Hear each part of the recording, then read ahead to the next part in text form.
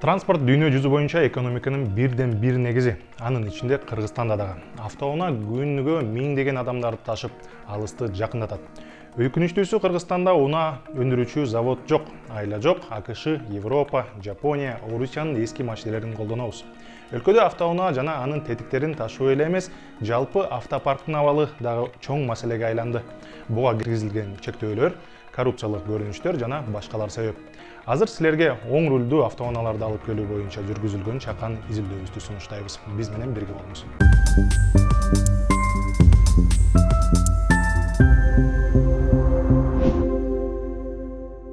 Кыргызстанда көп жылдан бери оң рулдуу автоунаалар айтылат. Жапониянын техникасынын баасы салыштырмалуу төмөн, бышык жана ыңгайлуу болгондуктан талап жогору. Өзгөчө бул унаалар таксисттер үчүн ыңгайлуу. Унаа мамлекеттик ишканасынын маалыматына ылайык, өлкөдө оң рулдуу 190 миңге жакын машина катталган. Бул жалпы автопарктын 17%-ын түзөт. 2015 жылы жолдо кооптуу жагдайларды жаратат жана өлүм менен коштолгон кырсыктарга себеп деген Ички иштер министрлигинин жүйөсү менен эпошкаларды ташып келүүгө тыюу салынган. Бул позицияны бийлик бүгүнкү күнгө чейин карманат. Ички иштер министрлиги ар бир 4-чү жол кырсыгында оң рулдуу машинелерди көрөбүз деп маалымат берген. Автокырсыкка оң руль себеп эмес деген пикири менен бизге активист Эртай Исхаков бөлүштү. Кооптуу абалды оң руль унаа эмес, ошол МВД саткан айдоочулук көлүктөрү окубай алган айдоочулар ошолор көбүнчө ДТП кылат, ошолор көбүнчө опыту жоктуктан, билими жоктуктан жана ошондой эле МВДнын өзү кызматкерлери ошо паракорчулукка аралашып кеткендиги себеп. Макул, жүргүнчүлөрдүн коопсуздугу үчүн оң рулдуу автоунааларга тыюу салынсын. Ошого жараша жоопкерчиликтүү органдар тыюу салынган чечимдин үстүнөн катуу көзөмөлдөш керек да. Акыркы 7 жылдан бери бир дагы оң рулдуу автоунаа каттоодон өтпөш керек эле. Бирок андай эмес. Бул тууралуу азыр айтып беребиз. Бажы менен каттоо кызматында эпошкаларды ташып келүү схемалары бар экендиги жаңылык деле эмес. Бул тууралуу журналисттер жазып, активисттер айтып келе жатышат. Андан сырткары муну укук коргоо органдарынын кызматкерлери өздөрү тастыкташууда. Каттоо кызматынын кызматкерлери тыюу салынган автоунааларды каттоо учурунда бир эмес бир нече жолу кармалган кездери болгон. Биздин команда аз убакыттын эле ичинде күмөн жараткан 80 автоунаанын маалыматын чогултууга жетишти. Сөз тыюу салынган учурда келген жаңы эпошкалар тууралуу. Карчек сайтында биздин тизмедеги 38 эпошка сол рулдуу деп катталган. Алгачкы катталган 59 авто 2015 жылдан кийин өткөн. Мындан да кызык жагдайлар бар. Мисалы 2008 жылга чыккан кузов менен унаа системада 1995 жылга таандык унаа деп катталган. Мунун баары эң популярдуу эпошка модельдери. Мисалы биздин тизмедеги 50 машина бул майды аз ичүүчү Honda Fit. Андан кийин 7 орундуу Honda Stepwagon, Toyota Alphard жана Toyota Wish турат. Мындан сырткары ЕЭП мамлекеттеринде маселелери бар машинелер да чыкты. Каттоо кызматынын расмий сайты оң рулдуу машинелер 2015 жылдан кийин киргизилгенин тастыктап жатат. Бул маалыматтар оң рулдуу автоунааларды алып келүүдөгү тыюуга күмөн жаратат. Акыркы убактарда өлкө ичинде армян жана абхаз номерлүү машинелердин саны абдан көбөйдү. Алардын саны чиновниктердин эскертүүлөрүнө карабай өсүп жатат. Евразия экономикалык биримдигинин эрежелерине ылайык Абхазия унааларынын Кыргызстанда каттоого расмий уруксат жок. Армян номерлери менен абал мындан да кызык. Арменияда эпошкага тыюу 2019 жылы салынган. Бул өлкө ЕЭПтин курамына киргендиктен унаалар бажыдан эч проблемасыз өтөт. Ошол себептен арзан япон машинелери Орусия базарына агып кирген. Орус бийлиги жарандарынын каршы болгондугуна карабастан армян номерлүү автоунааларга тыюу салган. Азыр бул унаалар массалык түрдө Кыргызстанга келүүдө. Биякта алардын статусу дагы түшүнүксүз. Каттоо кызматы мындай унааларды Армениянын каттоосунан чыгып, транзиттик номер менен келмейинче каттабайт. Дагы бир кошумча, коопсуз камералар жол эрежелерин бузган армян абхаз номерлүү автоунааларды каттабайт. Бул дагы жолдогу кооптуу жагдайларды жаратышы мүмкүн. Элдин коопсуздугуна карабастан мындай машинелер тынымсыз келүүдө. Анын себебин билүү үчүн биз Кыргызстандагы эң ири автобазарга бардык. 123, 123. Номермен жүргөн вообще проблема жок калды. Российский дейле да.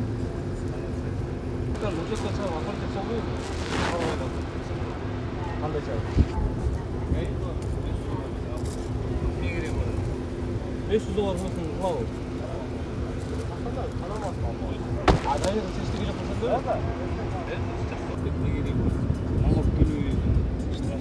А тияктан Армениядан анадай чыгарбайбы? Тияктан налог төлөп атат деп.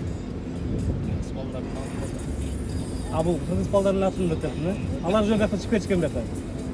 Компания ачып ошактан өздөрүн оформлоп. Айрым сатуучулар унааларды түз Жапониядан Кыргызстанга алып келишерин билдиришти. Или каршыда турду кетишкен. Өткөн эмес. А бул каяктан келген? Япониядан. Чистый ошо Армения эмес. Армения. Тоже без правил. Андан сырткары айдоочулар оң рулдуу автоунааларды ташуу боюнча башка схеманы да айтып беришти. Пробег канча? Канча болду Кыргызстан жүргөндө?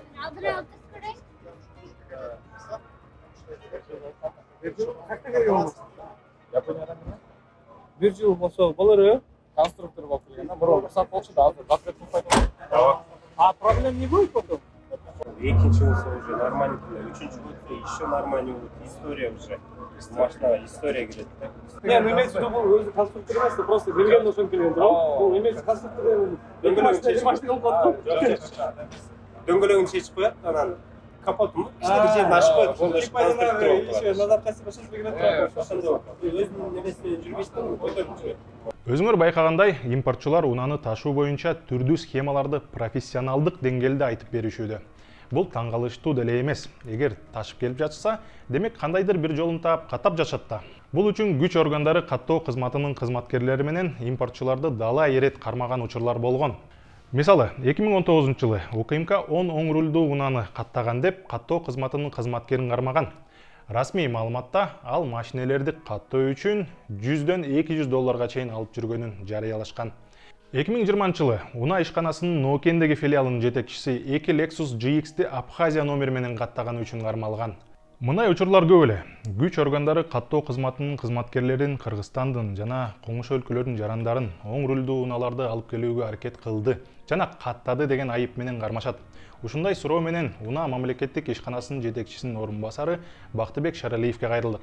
Алар мындай болчу да, по факту сол жак менен келишкен. Бияка кирип, Кыргызстанга растаможкадан өтүп, бизден каттоодон өтүп, мурашта десең эле болбойт. Биз айдап жүргөнбүз ошол машиналарды текшерипчи. Бул правый руль жок болуп, же айдоочулар машинанын ээлери келиңиз, отуруңуз, текшериңиз. Биз отуруп текшерчү.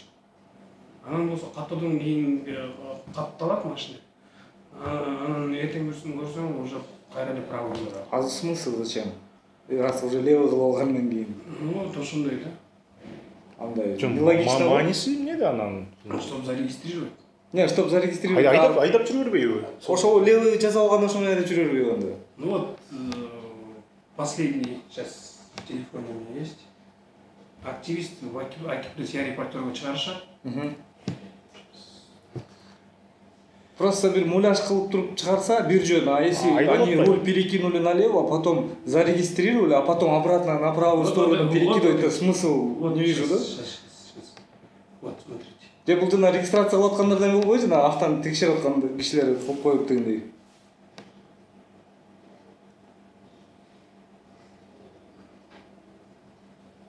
Мен маанисин деле түшүнбөйм да, мына сол жакта болсо айдап жүрбөшпөй сол жактан. Исследование автомашины Honda Fit, номер кузова такой, рулевая колонка расположена слева по ходу движения. Экспертиза заключения. Может экспертизага эмчилер көрбөйсүздөр да, может экспертизанын бир шалакылыгы же бирдемкеси. Биз атайын, чтобы монун баарын токтотуш үчүн с августа месяца 2021 года запустили онлайн фото-видеофиксацию осмотра.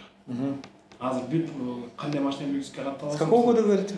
21-го. 21-го. С прошлого года. Вот в августе год будет. Ушул Все машины, которые приходят на регистрацию, регистрация с чего начинается? Начинается с визуального осмотра.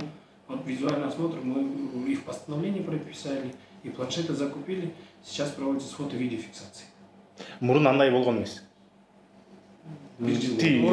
Эксперт карап туруп эле, бул сол рулкенде койчу. Эксперт карап, анан бизге келет. мурун мындай эле визуальный болчу. Не фотографировал. Не фотографировалось. Ну, значит, с экспертом Ушул возможно жерден было ушул- договориться же, ушул правильно? коррупционный рисктер ушул жерде болчу турбайбы көбүнчөсү. Осмотрдабы? Ооба. Ну алар текшерчү да. Он, допустим, эксперт, я, допустим, эксперт, я же карап туруп даже право болсо лево деп жазып койду, жөнөтүрсөм, тиякта лево деп Иши ошол жактан өтүп кетиш керек болуп атат да, туурабы? А сейчас, чтобы вот эти поменьше коррупционных механизмов исключить риски любые, мы сейчас это все внедряем. Бизге могу активисттер айтып аткандары, кыз айтып аткандары бизди кызыктырды, биз дагы издей баштадык. Барбы бир машина? Бизде 80 машина бар. За 2 дня это собрались. Биз 2-3 күндө эле таап койдук муну, плюс активисттердин сүрөттөрү дагы бар. Мисалы, көбүнчө машиналар бул жерде 8-жылкы, 14-жылкы, 12-жылкы. Жакында эле кирген машиналар бизге да, мындай. Жапчаң ойдон келбейт да бизге. Мен сизге көргөзбөйм. Мен сизге биздин жыйынтыгыбызды көрсөтөлүм, мына биз мунун баарын көрсөттүк да. Бул жерде 40тан ашык машина өзү сол рулду деп жазылган. По факту право руль. Но по факту право рульда уже кайра каттоого келе албайт да. Потому что уже А эмнеге тияктан кайра оңдоп койсо болбойт дегилердичи? Карчектеги маалыматтарды Негизинде гаиге түшсө, гаи деле эчтеке дебейби аларгачы, ролум мындай экен го. мен Жок, силер мындай эме кылбайсыздар. киришпейм да, меники только каттоо. Мен каттабайм. Биз каттабайбыз. Мен эмес, биздин мекемебиз. А ушинтип туура эмес катталып калгандардан канча машина примерно статистикаңар барбы? Жок. Иштеп атабыз. мына биз могу тизмени чогултуш үчүн 1-2 күн эле кетти. Эгерде дагы отура турган болсок, мүмкүн 1000 машиналар чыгат да. Ар кандай схемалар, жана сиз айткандай, сол руль, оң руль деп өзүнчөсү, бирок мен ага мындай көп ишенген жокмун. Ал аябай эле мындай странный көрүнүш да. Сол руль келсе, сол руль айдап жүрө бербейби. Башкалар дагы эмнелер, көбүнчө фиттер келет экен. Эң мындай популярдуу машина. Таксиге, башка кызматтарга. Демек, бул жерде спрос бар. Спрос болгон үчүн каттоодон дагы өтүп атышат, кыргыз нөмөрлөрүн алып жатышат да. Жаңы машиналар. Мунун дагы башка мүмкүн силер билбеген схемалар бар болчу. Кирип атат иши. Ага кирбей атат деп айта албайбыз. Анткени мына Азыр 2-3 машина карадык да. Алар биякта эле жүргөн машиналар болуп чыгып атат. Мында документтер боюнчачы. Бирок жаңы карадык биз. Бирок жаңылар азыр списокты сүйлөштүк биз. муну беребиз силерге. Берсеңиз жакшы болот экен, мен балдарга тапшырма берейин. Алар деле ар бир машинасин биз азыр 2-3 машина карадык. Бул список менен полностью иштеп коюшат. Мели, рахмат. Тыюу салынганына карабастан, оң рулдуу унаалар импорттолууда. Машинелер ар кандай схемалар менен ташылууда. Силер деле армян, абхаз номерлүү унааларды көрсөңөр керек. Биздин тизме буга даана далил. Оң рулдуу автоунааларды сол рулдуу деп катташат. Мамлекеттик кызматкерлердин сол рулдуу унааларды алып келип, анын кайра рулун оңго алмаштырат деген жүйөсү күлкү келтирет. Эгерде оң рулдуу унааларды киргизүү чын эле жүргүнчүлөрдүн коопсуздугун камсыздоо үчүн болсо, анда мыйзамга толук баш ийүү керек. Антпесе мамлекет жөн эле жерден коррупциялык тобокелдикти жаратып, чиновниктерди байытып жаткансыйт. Бул биздин чакан иликтөөбүз болду. Өз пикириңизди сөзсүз комментарийге жазыңыз, видео менен бөлүшүңүз. Көрүшкөнчө.